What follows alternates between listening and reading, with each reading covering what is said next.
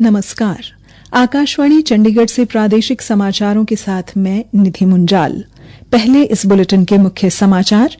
प्रधानमंत्री नरेंद्र मोदी ने जलवायु परिवर्तन को सबसे बड़ा खतरा बताया और स्वदेशी उत्पादों को अधिक से अधिक खरीद करने पर बल दिया।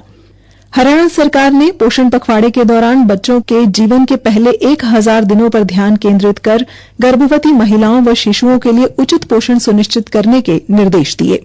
हरियाणा के खाद्य नागरिक आपूर्ति एवं उपभोक्ता मामले मंत्री राजेश नागर ने मंडियों में गेहूं के उठान में तेजी लाने के निर्देश दिए।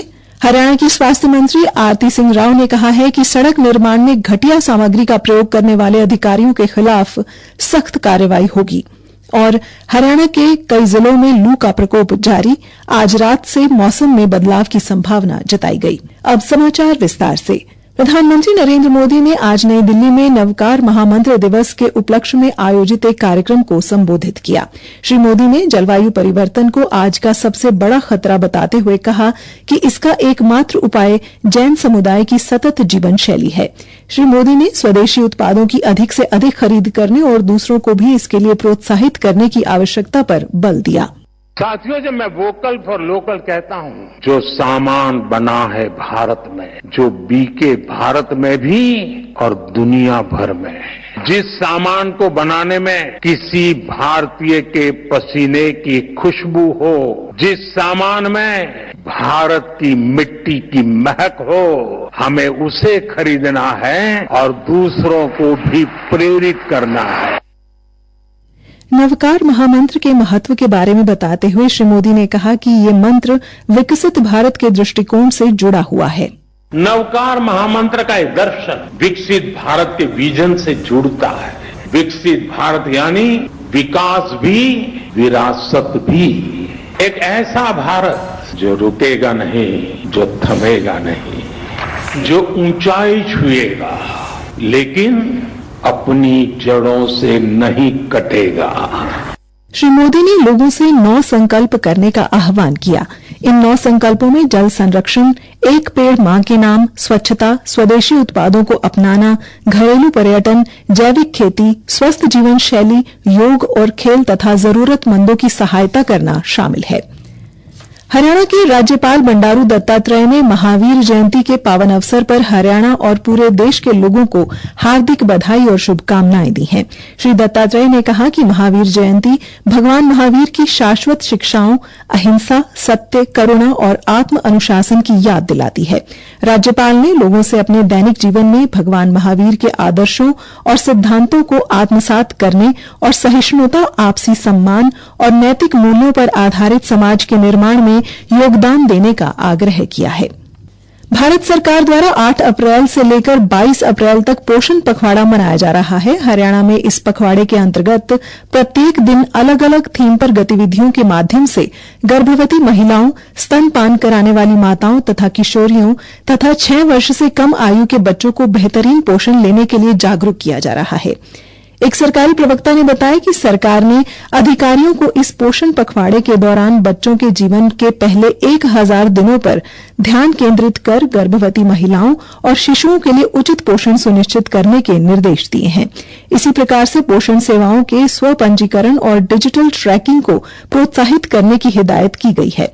सरकार ने इसके अलावा जागरूकता बढ़ाकर स्वस्थ आहार व स्वस्थ जीवन शैली की आदतों को बढ़ावा देने के निर्देश दिए हैं।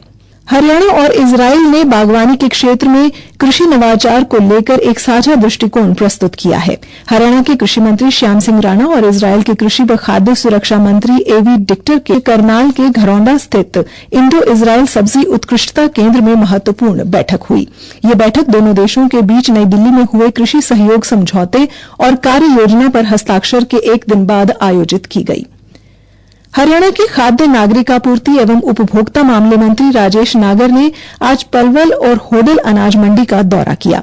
उन्होंने किसानों द्वारा फसल खरीद के लिए की गई व्यवस्थाओं का जायजा लिया और किसानों और आढ़तियों से बातचीत की। उन्होंने मंडी में आवश्यक सुधारों को लेकर अधिकारियों को दिशा निर्देश भी दिए। खाद्य एवं आपूर्ति मंत्री राजेश नागर ने बताया कि मंडी में गेहूं की सरकारी खरीद सुचारू रूप से चल रही है। अब तक मंडी में 2,16,000 क्विंटल गेहूं की खरीद की जा चुकी है। उन्होंने कहा, यहाँ हमने किसानों से भी बात की है, आड़तियों से भी बात की है, कोई किसी तरह की शिकायत नहीं मिली।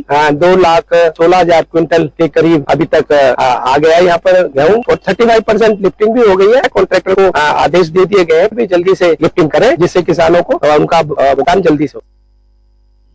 श्री नागर ने कहा कि मंडी में गेहूं की आवक लगातार तेज हो रही है। गेहूं की फसल बेचने आए किसानों को कोई दिक्कत नहीं आने दी जाएगी। राज्य मंत्री ने किसानों को आश्वासन दिया कि सरकार उनके हितों की रक्षा के लिए प्रतिबद्ध है। प्रादेशिक समाचार आकाशवाणी चंडीगढ़ से प्रसारित किए जा रहे हैं। हरियाणा की स्वास्थ्य, चिकित्सा शिक्षा और अनुसंधान व आयुष मंत्री आरती सिंह राव ने कहा है कि सड़क निर्माण में घटिया सामग्री का प्रयोग करने वाले अधिकारियों के खिलाफ सख्त कार्रवाई अमल में लाई जाएगी। आज पलवल में लोक संपर्क एवं परिवाद समिति की मासिक बैठक की अध्यक्षता करने के बाद मीडिया के सवालों के जवाब देते हुए स्वास्थ्य मंत्री ने कहा कि पलवल जिले में बनाई जा रही सड़कों के निर्माण को लेकर एक सतर्कता समिति का गठन किया जाएगा।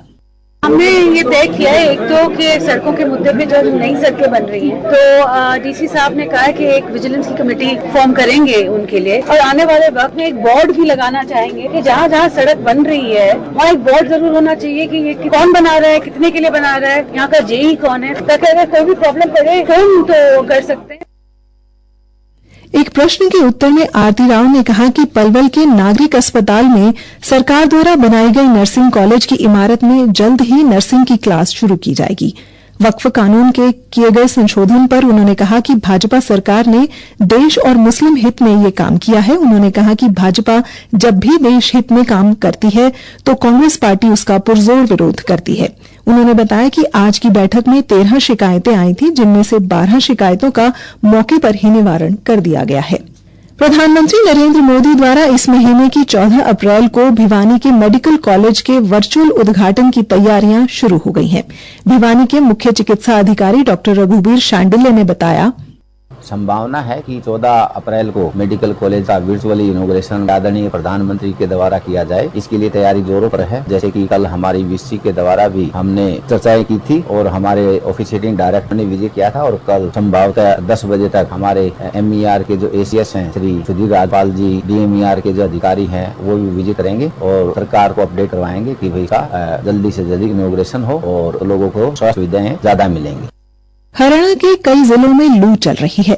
हिसार जिले में अधिकतम तापमान 41 डिग्री सेल्सियस तक दर्ज किया गया है। मौसम विभाग के निदेशक डॉ सुरेंद्र कुमार ने चंडीगढ़ में बताया, हरियाणा के हिस्से हिसार, फतेहाबाद, महेंद्रगढ़, रोहतक, भिवानी और चरखी बेहतरीन इलाकों में जो हीट वेव प्रवेश कर रही है और अगले 48 घंटे जो है इन इलाकों में कंटिन्यू करेगी और तापमान 42 डिग्री सेल्सियस खासकर हरियाणा के दक्षिण पश्चिम भाग में रहेगा। और जो बाकी के जो पंजाब और हरियाणा और चंडीगढ़ के इलाके हैं वहाँ पे टेम्परेचर जो है 38 to 40 डिग्री सेल्सियस रहेगा। लेकिन उसके बाद 10 और 11 तारीख के आसपास पश्चिम विक्षोभ आ रहा है और उससे नॉर्थ पंजाब और नॉर्थ हरियाणा में कुछ हल्की बारिश और बादल रहने की संभावना है।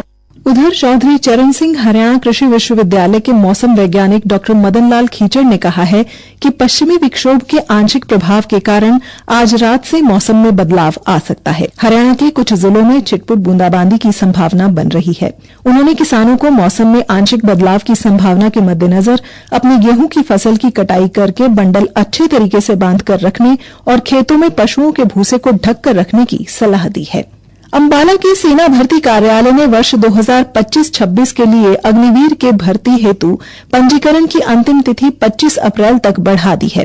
पहले पंजीकरण की अंतिम तिथि 10 अप्रैल थी। अग्निवीर भर्ती के लिए हरियाणा के 6 जिलों अंबाला, कैथल, कुरुक्षेत्र, करनाल, यमुनानगर, पंचकुला तथा केंद्र शासित प्रदेश चंडीगढ़ से पुरुष तथा महिला अभ्यर्थियों से आवेदन आमंत्रित किए गए हैं। अंत में मुख्य समाचार एक बार फिर।